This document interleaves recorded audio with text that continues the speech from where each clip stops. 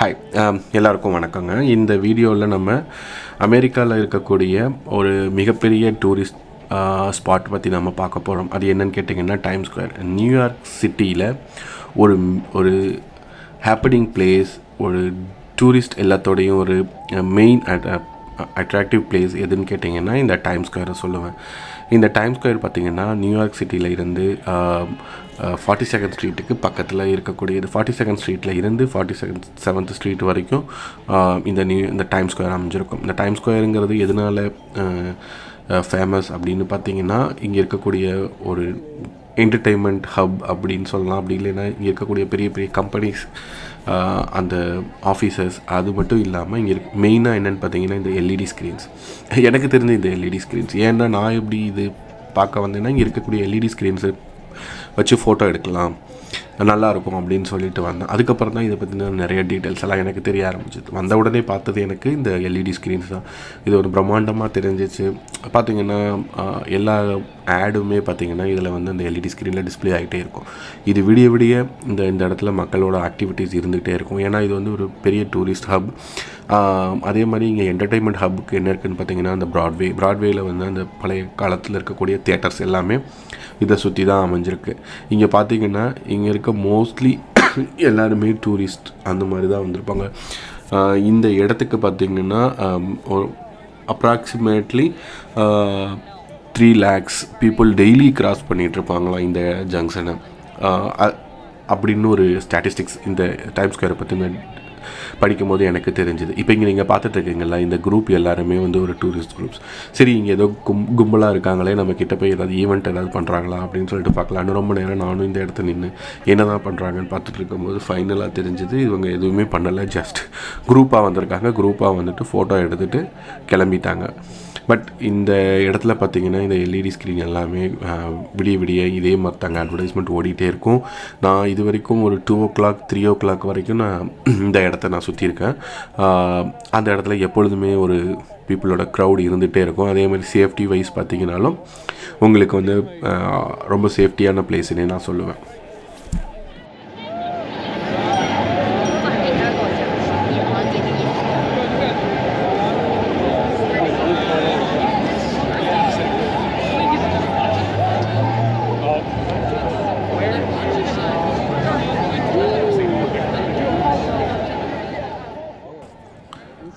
அப்படியே அந்த குரூப் அப்படியே கிளம்பிட்டாங்க. சரி, நானும் அந்த இடத்த விட்டு நாங்கள் வந்து மற்ற இடத்த கவர் பண்ணலான்னு சொல்லிட்டு நடந்து போய்கிட்டு இருந்தேன்.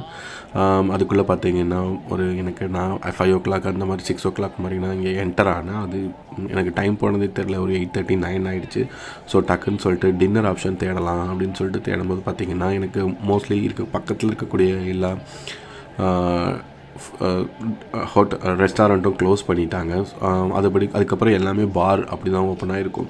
நீங்கள் பாரில் போய் சாப்பிடலாம். பட் ஃபேமிலியோடு வரீங்க அப்படின்னா நீங்கள் 8 o'clock முன்னாடியே டின்னரை முடிச்சிடுறது நல்லது. ஏன்னா அதுக்கப்புறம் உங்களுக்கு வந்துட்டு நீங்கள் நினைக்கிற ஃபுட் எதுவுமே வந்து பக்கத்தில் இருக்காது. நீங்கள் அப்புறம் திருப்பி வேறு கொஞ்சம் தூரம் ட்ராவல் பண்ணி போய் சாப்பிட்டுட்டு அதுக்கப்புறம் திருப்பி வரணும். ஸோ அதுக்காக நான் சொல்கிறேன், முன்னாடியே முடிச்சிடுங்க. அதே மாதிரி இந்த இடத்துல சரி, இந்த கும்பல் கிளம்பியாச்சு, நம்ம மேலே போய் பார்க்கலாம். அந்த இடத்துல ஸ்டெப்ஸ் மாதிரி போட்டிருப்பாங்க. அந்த பேண்டோரா அப்படின்றது தெரியுது பார்த்திங்களா, அது அந்த ஸ்டாச்சு தெரியும். அந்த இதில் மேலே ஏறினீங்கன்னா ஸ்டெப்பாக போட்டிருப்பாங்க. அங்கே ஏறினீங்கன்னா அங்கே போய் ஃபோட்டோஸ் எடுக்கலாம். அங்கேருந்து பார்த்திங்கன்னா உங்களுக்கு அந்த ஏரியல் வியூ செம்மையாக தெரியும். டைம் ஸ்கொயரோடது அவ்வளோ சூப்பராக இருக்கும் நான் சொல்லுவேன். நீங்கள் அங்கே போய் கொஞ்சம் நேரம் நீங்கள் ஸ்பெண்ட் பண்ணலாம். சரின்னு சொல்லிவிட்டு நான் அப்படியே இந்த வீடியோவை எடுத்துகிட்டு ஒவ்வொரு ஷாப்ஸையும் அப்புறம் அந்த எல்இடி ஸ்க்ரீனையும் நான் அப்படியே கேப்சர் பண்ணிவிட்டு நான் அப்படியே மெதுவாக இங்கே சுற்றிக்கிட்டு இருந்தேன். எனக்கு பார்த்திங்கன்னா டைம் போனதே தெரியல. அவ்வளோ தூரம் நான் வந்துட்டு இந்த இடத்த நான் எக்ஸ்ப்ளோர் பண்ணிகிட்டு இருந்தேன். அதே மாதிரி இப்போ இங்கே இந்த மாதிரி வந்து இந்த நேட்டிவ் அமெரிக்கன்ஸ் என்ன பண்ணுவாங்கன்னா, இந்த மாதிரி டான்ஸ் ஷோ அந்த மாதிரி ஏதாவது ஒரு ஈவெண்ட் இங்கே கண்டக்ட் பண்ணிகிட்டே இருப்பாங்க. நீங்கள் உங்கள் பை லக் உங்களுக்கு ஏதாவது சான்சஸ் இருந்துச்சுன்னா நீங்கள் இந்த மாதிரி ஈவெண்ட்டு நீங்கள் பார்க்கலாம். நான் இந்த வீடியோ பண்ணிகிட்டு இருக்கும்போது எனக்கு சில பேர் வந்து இந்த மாதிரி ஈவெண்ட்டு எனக்கு பின்னாடி பண்ணிகிட்டு இருந்தாங்க. ஸோ கரெக்டாக நான் அந்த இதுக்கும் போய் கேப்சர் பண்ணியிருந்தேன். அதையும் நான் இந்த வீடியோவில் போட்டிருக்கேன். நீங்கள் அதையும் கூட நீங்கள் இங்கே பார்க்கலாம்.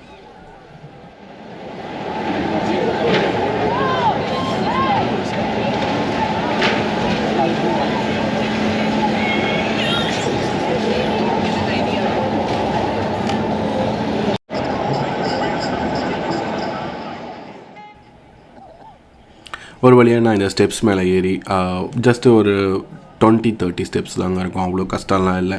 மேலே ஏறி ஸோ அந்த என்டையர் டைம் ஸ்கொயரோட ஏரியல் வியூ எப்படி இருக்குதுன்னு சொல்லிட்டு பார்க்கலான்னு சொல்லிட்டு வந்திருக்கேன். பாருங்கள், உங்களுக்கு செம்ம சூப்பராக தெரியும். இங்கேருந்து அந்த லாஸ்ட் பில்டிங் H&M தெரியும், அது வரைக்குமே அந்த டைம் ஸ்கொயரோட உங்களுக்கு வியூ இருக்கும். நீங்கள் மேலே ஏறினீங்கன்னா கண்டிப்பாக இது எல்லாத்தையுமே பார்க்கலாம். இன்றைக்கி வந்து நான் போன டைமில் வந்து தேங்க்ஸ் கிவிங் டே, கிறிஸ்மஸ் அந்த ஈவெண்ட்டெல்லாம் அங்கே ராக்கஃபெல்லர் சென்டரில் நடந்துகிட்டு இருந்துச்சு. பட் இங்கே வந்து க்ரௌடு கொஞ்சம் கம்மின்னு தான் நான் சொல்லுவேன். ஏன்னா இது நான் நார்மலாக பார்த்ததில்ல, இந்த க்ரௌடு பார்த்திங்கன்னா பாதி கூட இல்லைன்னு தான் நான் சொல்லுவேன். அவ்வளோ க்ரௌடு இருக்கும், இங்கே ஏறுறதுக்கே உங்களால் முடியாது, அவ்வளோ தூரம் க்ரௌடு அந்த மாதிரி இருக்கும்.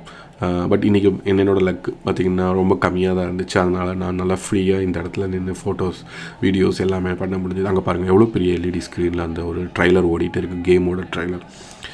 அந்த மாதிரி தாங்க இங்கே புது புது கேமோட லான்ச் ஏதாவது பண்ணாங்க, நான் அந்த ட்ரைலர் ஓடும். மூவி லான்ச்சஸ் இங்கே ஏதாவது போகும், ஷாப் ஏதாவது ஓப்பன் பண்ணாங்கன்னா அதோட ட்ரைலர் மாதிரி இங்கே போயிட்டே இருக்குங்க. அந்தளவுக்கு இந்த இடம் சூப்பராக இருக்கும், நீங்களே பாருங்கள்.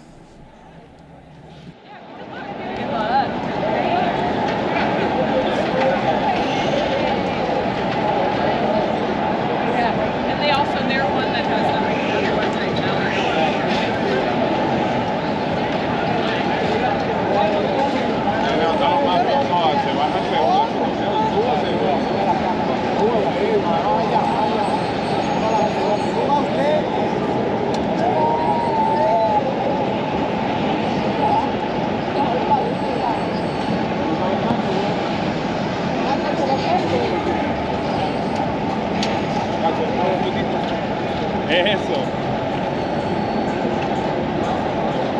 Esa es la calidad.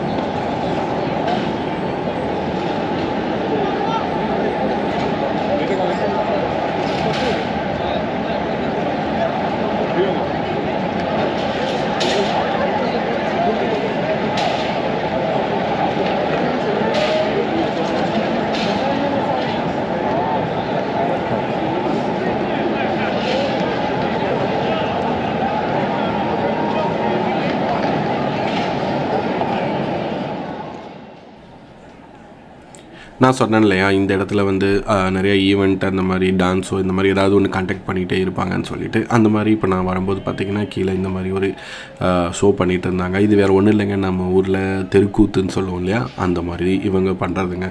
Just என்ன பண்ணுவாங்கன்னா ஒரு சாங்கை ப்ளே பண்ணிவிட்டு டான்ஸ் ஆடுவாங்க. அப்புறம் வந்து அவங்க பேசுகிறது பார்த்திங்கன்னா அவங்க பேசி எப்படி இந்த கூட்டத்தை வந்து ரொம்ப நேரம் நிற்க வைக்கிறாங்க, அதுதான் இந்த இவங்களோட டேலண்ட்டுன்னு நான் சொல்லுவேன். அது மட்டும் இல்லை, பட் செமையாகவே டான்ஸ் ஆடுவாங்க. நீங்களே பாருங்களேன், இந்த வீடியோ ஃபுல்லாக நான் டிஸ்டர்ப் பண்ணல, நல்லா பாருங்கள், அவங்க செமையாக டான்ஸ் ஆடிருப்பாங்க. ஒரு ஸ்டேஜில் என்ன பண்ணுவாங்க, ஒரு பையனை நடுவில் நிற்க வச்சு தாண்டுறேன்னு சொல்லுவாங்க, அது வந்து பண்ணிவிடுவாங்க.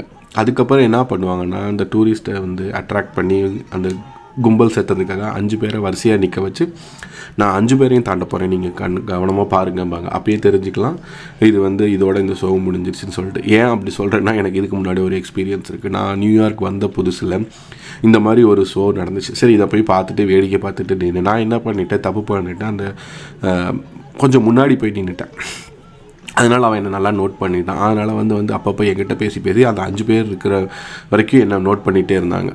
ஜஸ்ட் பார்த்துட்டு இருந்தாங்க, பெருசாக ஒன்றும் பண்ண போகிறதில்ல. ஃபைனலாக கேட்குறாங்க, இந்த மாதிரி எங்களுக்கு ஏதாவது டொனேட் பண்ணுங்கன்னு சொல்லிவிட்டு அந்த ஈவெண்ட் முடிக்கல. பட் ஆனால் அவங்க அந்த டொனேஷன் கேட்டுகிட்டே இருப்பாங்க. நீங்கள் $10 $20 அந்த மாதிரி கொடுக்கலாம். ஜஸ்ட்டு ஒன்றும் இல்லைங்க, நம்ம ஊர் அந்த கழுத்து மேலே நடப்பாங்க இல்லையா, அந்த மாதிரி இதுவும் ஒரு இவங்க ஊரில் நடக்கக்கூடிய டான்ஸுன்னு தான் நான் சொல்லுவேன். ஆனால் அந்த 5 பேரை தாண்ட மாட்டாங்க. காசு வாங்கிட்டு நீங்கள் அதுக்கு முன்னாடி நடக்கிற இந்த டான்ஸு இதுக்கெல்லாம் நீங்கள் பிடிச்சிருந்துச்சுன்னா நீங்கள் கொடுக்கலாம். அது உண்மையாலுமே சூப்பராக தாங்க இருக்கும். அவங்க ரொம்பலாம் சீட் பண்ண மாட்டாங்க. பட் அவங்க வந்து உங்களை பேசியே நிற்க வைப்பாங்க. அதுதான் இவங்களோட ஒரு பெரிய ப்ளஸ்ன்னு நான் சொல்லுவேன். இங்கே பார்த்தீங்கன்னா இந்த பையன் செம்மையாக டான்ஸ் ஆடிருப்பான். ஆனால் ஒரு டைஸில் கீழே விழுந்துட்டு என்ன சொல்லுவான், எனக்கு கை தட்டலை, அதனால நான் வந்து கீழே விழுந்துட்டேன்னு சொல்லிட்டு திருப்பி இந்த மாதிரி ஒன்று பண்ணி காமிப்போம். அதுதான் செம்மையாக இருக்கும், பாருங்கள்.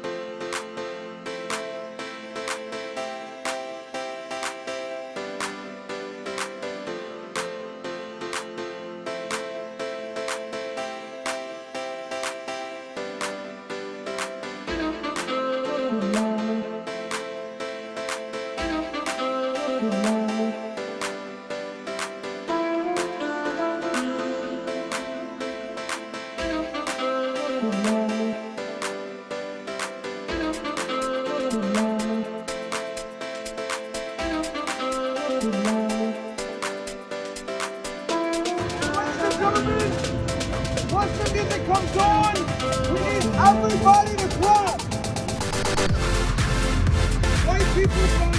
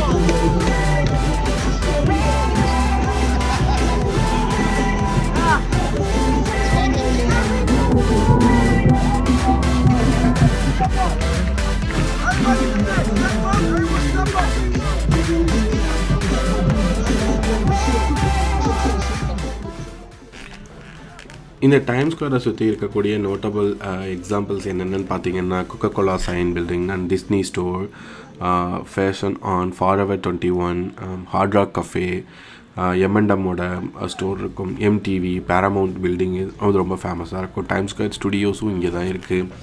அதே மாதிரி one Astor plaza and fashion one, MTV office, New York studios இங்கே தான் இருக்குது.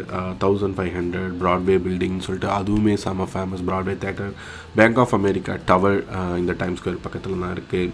நியூயார்க் டைம்ஸ், அந்த நியூயார்க் டைம்ஸோட பில்டிங் இங்கே டைம் ஸ்கொயர் பக்கத்தில் தாங்க இருக்கும். அதையுமே நீங்கள் மிஸ் பண்ணாமல் பாருங்கள்.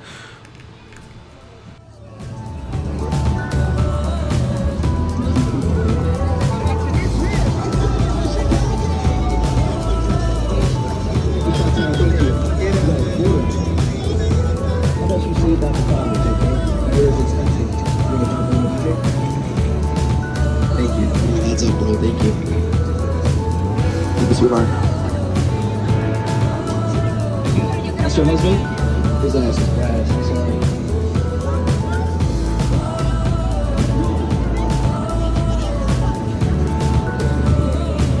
Where is camera?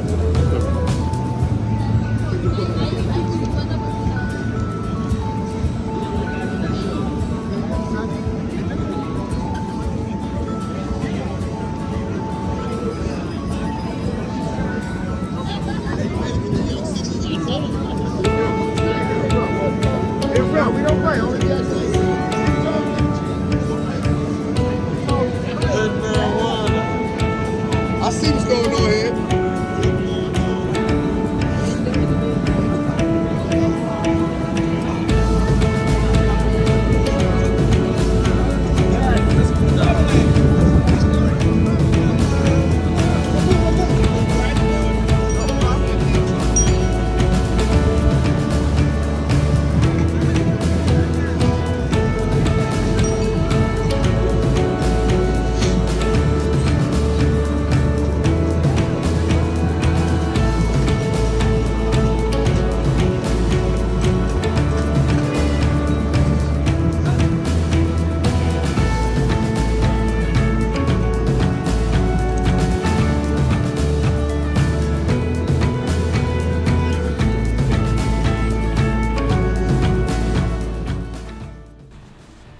இந்த டைம் ஸ்கொயரில் வேறு என்ன ஃபேமஸாக இருக்குன்னு பார்த்தீங்கன்னா, டிசம்பர் 31 அன்றைக்கி நியூ இயர் செலிப்ரேஷன்ஸ் கண்டக்ட் பண்ணுவாங்க. அங்கே மேலேருந்து ஒரு பால் ட்ராப் பண்ணுவாங்க. அந்த பால் ட்ராப் பார்க்குறதுக்காக 1 மில்லியன் க்ரௌட் இந்த இடத்துல சேரும்னு சொல்லுவாங்க. ஏன்னா எல்லா இயருமே அவங்களுக்கு தெரியும் இல்லையா எவ்வளோ பேர் வருவாங்கன்னு சொல்லிட்டு. ஸோ அதனால் அந்த ஈவெண்ட் பார்த்திங்கன்னா பயங்கர ஃபேமஸாக இருக்கும். அது 1907 ஃபஸ்ட்டு பால் ட்ராப் பண்ணாங்க. ஸோ அதிலிருந்து பார்த்திங்கன்னா இந்த டைம் ஸ்கொயர் பயங்கர ஃபேமஸாக ஆரம்பிச்சிடுச்சு. இப்போ நீங்கள் சைடில் பார்த்தீங்கல்ல நாஸ்டாக், செஞ்சுரி 21 அந்த மாதிரி ESPN, ABC நியூஸ் அந்த ஆஃபீஸ் எல்லாமே இந்த இதுக்கு பக்கத்தில் இங்கே தான் இருக்குது. அதே மாதிரி இங்கே இன்னொரு ஃபேமஸ் என்னென்னு பார்த்தீங்கன்னா ஹார்ட் ராக் கஃபே, அதுவுமே இங்கே ஃபேமஸ். அது இங்கே கொஞ்சம் தூரத்தில் தெரியும், பட் இந்த இடத்துல தான் இருக்குது. அதோட முடிவில் இந்த வீடியோ முடிஞ்சிடும். ஸோ என்னால் முடிஞ்ச வரைக்கும் நான் இந்த நியூயார்க் டைம் ஸ்கொயரை பற்றி நிறைய கவர் பண்ணியிருக்கேன்னு நினைக்கிறேன். இந்த வீடியோ ஃபுல்லாகவே பார்த்தீங்கன்னா தெரியும் டைம் ஸ்கொயர் எப்படி இருக்கும், அவங்களோட ஆக்டிவிட்டீஸ்லாம் என்னென்ன பண்ணுவாங்க, அந்த வைப் எப்படி இருக்கும் அப்படின்ற மாதிரிலாம் செம்மையாக இருக்கும்னு வச்சுக்கோங்களேன். நீங்கள் டூரிஸ்ட்டாக வரீங்க இல்லை ஜஸ்ட் நீங்கள் எக்ஸ்ப்ளோர் பண்ண வரீங்கன்னா கண்டிப்பாக இது ஒரு ஹேப்பனிங் பிளேஸ். கண்டிப்பாக இதை மிஸ் பண்ணாமல் பாருங்கள் இந்த நியூயார்க் டைம் ஸ்கொயரை. அவ்வளோதாங்க, இந்த வீடியோ இதோட முடிஞ்சிருச்சு. ஸோ நெக்ஸ்ட் வீடியோவில் நான் நியூயார்க் சிட்டியோட இன்னொரு பிளேஸை நான் கவர் பண்ணி அந்த பிளேஸ் பற்றி இன்ஃபர்மேஷன்ஸ் கொடுக்குறேன். ஸோ அது வரைக்கும் அந்த வீடியோ பார்த்ததுக்கு ரொம்ப நன்றி. ஸோ நெக்ஸ்ட் வீடியோவில் மீட் பண்ணுவோம். தேங்க்யூ.